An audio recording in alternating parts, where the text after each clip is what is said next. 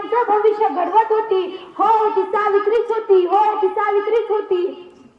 सन्माननीय व्यासपीठ वंदनीय गुरुजन वर्ग, चौसळत्या रक्ताच्या सक्रिय मेंदूच्या शाबूक डोक्याच्या तडकदार हृदयाच्या मित्रमैत्रिणींना, मी गौरी शुक्लेश्वर शिंदे 8वी अच्छी विद्यार्थिनी आज आपल्या समोर सावित्रीबाई फुले यांची यशोगाथा सांगण्यासाठी उभी आहे. मुळात सावित्रीबाईची यशोगाथा सांगणं म्हणलं की सावित्रीबाईंना प्रथम समजून घ्यावं लागेल. कसं समजून घ्यायचं हा विचार करत असताना माझ्या मनामध्ये विचार होतो, सावित्रीबाई शिकल्या हे बोलायला वाचायला खूप सोपं आहे हो, परंतु सावित्रीबाई ज्या परिस्थितीमध्ये शिकल्या त्या परिस्थितीचा आढावा घेतला तर खरी सावित्री म्हणजे कोण हे आपल्याला कळेल.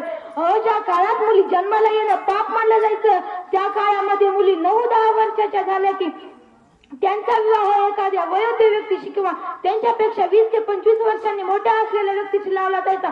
तो काळ खूप भयंकर होता, कारण त्यातील करोड लोकांना माहिती होतं की हीच आपला नारी जर सर्वांना झाली तर करोड लोकांचा तबला वाजवल्याशिवाय राहणार नाही. अशा अंधकारमय जगात अंधकारमय वातावरणात एका वाघिणीचा जन्म झाला आणि त्या वाघिणीचे नाव म्हणजे सावित्रीबाई फुले. सावित्रीबाई फुले नाव जर ऐकलं ना तरी डोळ्यासमोर उभं राहतं त्यांचं सुंदर असं प्रतिबिंब. शेवटी एवढंच म्हणेल, शब्दांनाही कोडं पडावं अशी काही माणसं असतात, शब्दांनाही कोडं पडावं अशी काही माणसं असतात. आपलं भाग्य असतं जेव्हा ती माणसं आपली असतात, आपलं भाग्य असतं जेव्हा ती माणसं आपली असतात. एवढं बोलून मी माझ्या विचार मंथनाला इथेच पूर्ण विराम देते. धन्यवाद.